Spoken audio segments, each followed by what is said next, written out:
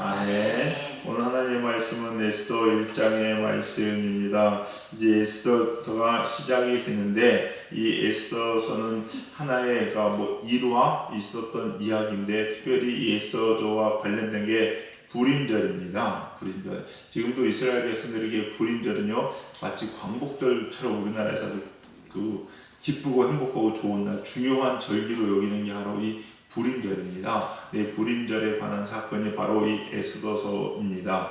에스더서가 쓰여진 시기는요, 이스라엘이 바벨론의 포로가 되죠. 포로가 돼서 1차 귀환, 1차 스룹바벨 에스라엘에서 1차 귀환이 있고, 그리고 나중에 느헤미야에 의한 2차 귀환이 있잖아요. 그 사이 중간쯤에 일어난 일입니다. 그 중간쯤에 일어난 일인데, 그래서 에스라, 느헤미야, 에스더를 같은 시대적 배경을 두고 우리가 보는 것을 볼 수가 있는데, 내용은 여러분 잘 아시다시피 전체적인 내용은 이런 거죠. 이스라엘을 몰살시키려는 하만이라는 사람의 계략을 누가 알게 되느냐? 모르드게라는 사람이 알게 됩니다. 근데 이 모르드게는 지금 에스더가 사람 이름이죠. 왕후 에스더의 삼촌이라고 해야 되나? 삼촌이 맞겠죠. 어렸을 때 기울여 키운 그런 친아버지는 아니지만 그 삼촌입니다. 그러니까 알게 되고 결국 이 모르드게와 에스더가 하만을 대적하여 기도하면서 싸워서 이긴 내용이 기록되어 있는 게 바로 이 에스더서입니다. 그리고 이걸 기념하기 위해서 이스라엘 백성들은 절기를 만드는데 무슨 절기 만드냐? 불임절을 만들어요. 근데 여러분 에스더서를요 처음 시작하니까 에스더를 주의 있게 봐야 될 것 중에 하나가 뭐냐면 두 가지 차원이 있습니다. 뭐냐면요, 이 에스더는요 믿는 자와 믿지 않는 자의 대결로 보셔도 무방하다고 생각이 됩니다. 물론 성경에 다 믿지 않는 사람과의 대적이고 사탄과의 대적이겠죠. 근데 오늘 보면요 특징이 하나 뭐냐면요, 이 모르드게는 어떤 민족입니까? 유대인입니다. 이스라엘 백성 유대인이에요. 근데 이 모르드게를 비롯해서 유대인을 다 멸살시키려는 사람이 누구냐? 하만입니다. 근데 이 하만은 누구냐? 나중에 나오겠지만 아각의 후손입니다. 아각의 후손인데 이 아각이 누구냐? 바로 아말렉의 왕이었습니다. 그 아말렉의 왕의 후손이었어요. 자, 이게 어디로 거슬러 올라가냐면 대표적으로 사울 왕 때로 올라갑니다. 그래서 하나님이 사울한테 야 아말렉을 진멸하라. 그러니까 아말렉이라는 족속이 만약에 사울 왕이 하나님의 말씀을 그대로 들었으면은 아말렉은 이 땅에 존재하지 않습니다. 그때 진멸됐어요. 그때 모든 남녀 노소 짐승까지 싹 쓸어 없어졌으면은 없어졌을 텐데 사울이 들어요, 안 들어요? 안 듣죠. 인간적인 생각으로 안 듣습니다. 꼭 어린애가 뭘 알고, 이 어린이 여자애들이 뭘 알고, 나중에 키워서 자기 노예로 써도 되고, 되게 합리적이죠? 짐승을 꼭 죽일 필요가 있어요? 그러니까 이런 거예요, 여러분. 우리나라가 전쟁을 했는데요. 예를 들어 북한, 중국을 싹 쓸어서 다 점령했어. 거기 중국에 있는 돈이라고 다 없애버리는 거야. 아니, 그걸 왜 없애? 바꿔 쓰면 되지. 이런 식인 거죠? 근데 사울이 안 듣잖아요. 인간적으로 되게 지혜로운 거고, 인간적으로 되게 합리적인 거고, 되게 효율적인 겁니다. 이게 망하는 지름길입니다. 잘 생각하셔야 돼요. 그래서 그때 살려준 아각 후손이 지금 하만입니다. 여러분이 지금 순종 안 하는 걸로 인해서요, 여러분 후손이 죽을 위험에 놓입니다. 하나님 말씀을 왜 우리가 인간의 이 잣대로 생각하면 안 되는 것이고요, 왜 인간의 기준으로 판단하면 안 되는 거냐, 이래서 그래요, 여러분. 우리는 이러면 이렇고 저러면 저렇고, 그때 당신 맞을지 모르죠. 설령 그 말에 맞아서 지금 내가 손해본다 칩시다. 그래도 우리 후손부터 해서 그 이후에 받을 축복도 훨씬 큽니다. 근데 지금 당장 눈앞에 손해가 보고 당장 어려워요. 그리고 당장 이거는 내가 하면은 나도 이득이 될 것 같아. 그래서 합니다. 나중에 돈으로 따지면은 100만 원 벌겠다 하면서 나중에 100억 손해보는 거랑 똑같습니다. 이런 어리석고 미련한 짓을 누가 하겠습니까? 한다면. 근데 인간이 몰라요. 그래서 어리석은 일한다는. 그러다 보니까 지금 그 아각의 후손인 누구? 하만과 이스라엘 후손인 누구? 모르드게의 전쟁이 되는 거예요. 믿는 자와 믿지 않는 자의 싸움이 되는 겁니다. 그래서 우리 성도님들, 우리가 지금 하는 이 행동들부터요, 하나님께 철저히 순종하시면 여러분 되시기 바라겠습니다. 두 번째 또 하나, 이게 에스더서의 특징이 하나 있는데요. 뭐냐면요, 에스더서에는요 하나님이 단 한마디도 언급되지 않습니다.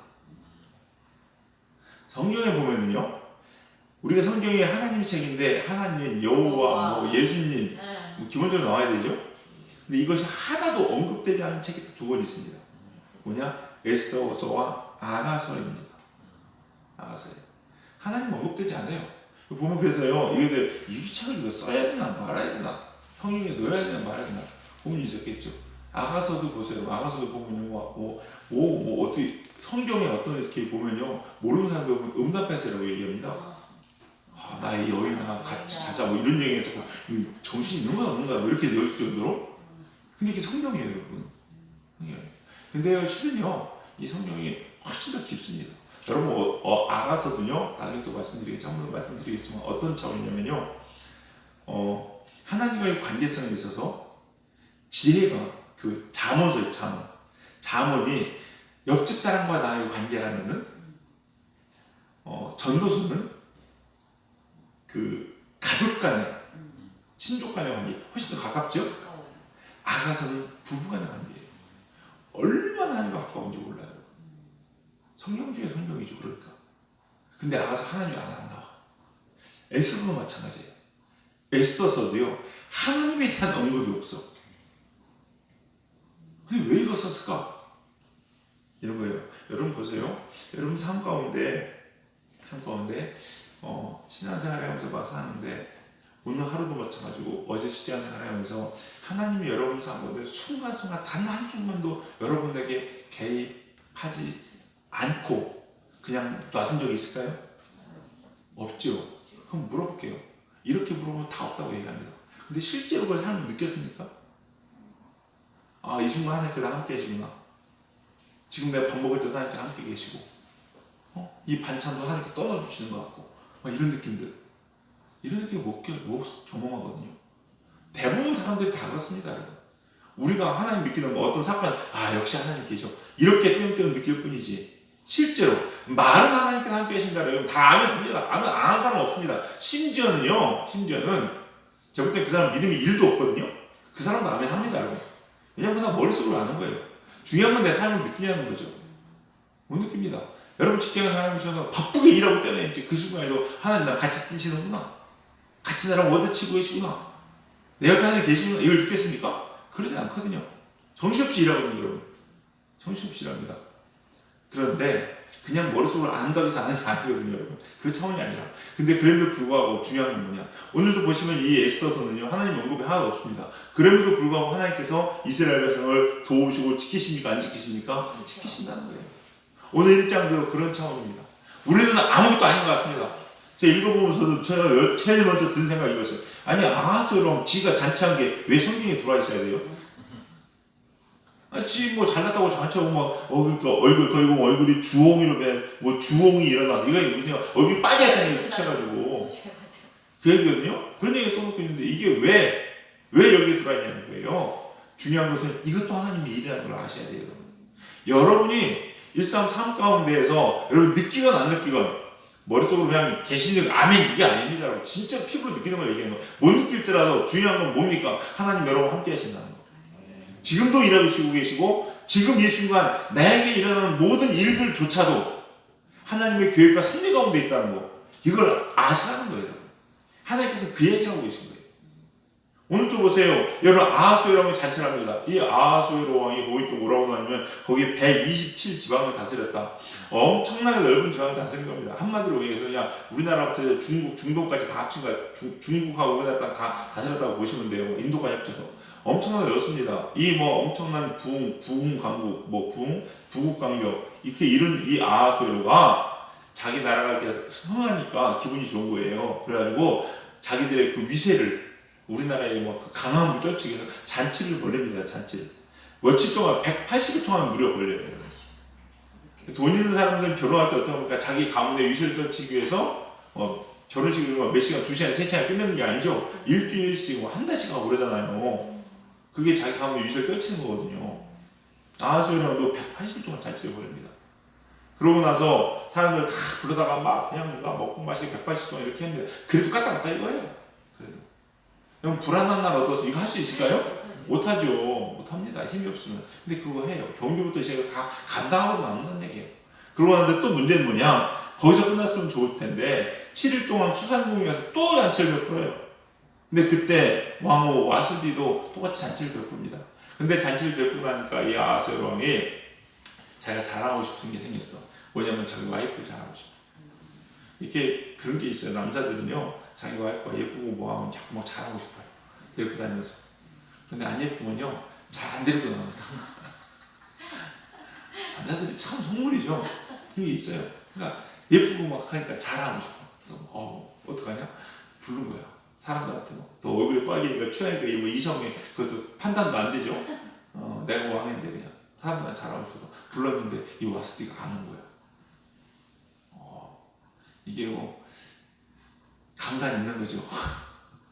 요즘 같으면 막 오기 싫으면 안 오고 알겠지만 옛날에 그런 게 있습니까? 왕인데 더군다나 남편의 말인데 그게 안 들었어. 그러니까 이 왕이 열이 받았어. 술 마셔서 뚝 떨어졌을 거야 아마. 열이 받아가지고 얼마나 열이 받았던지 거기서 끝나는 게 아니라 씩씩거렸어요.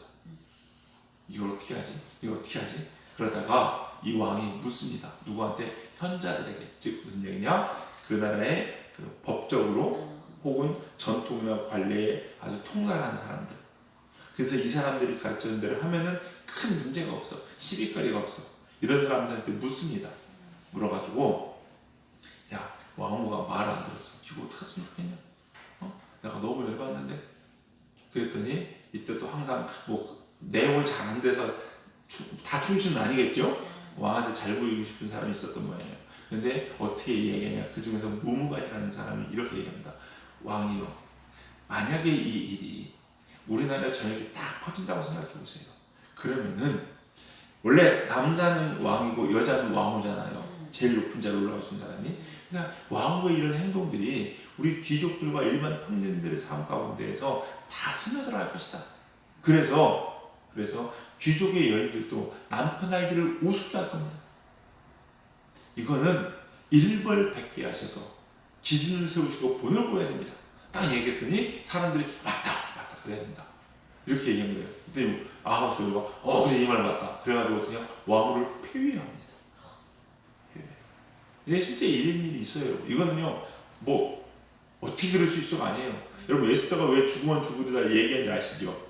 왕이 부르지 않는데 가면 여러분 생각해보세요. 남편이 안 불렀는데 여자가 남편 불렀다고 해서 여자를 죽여요?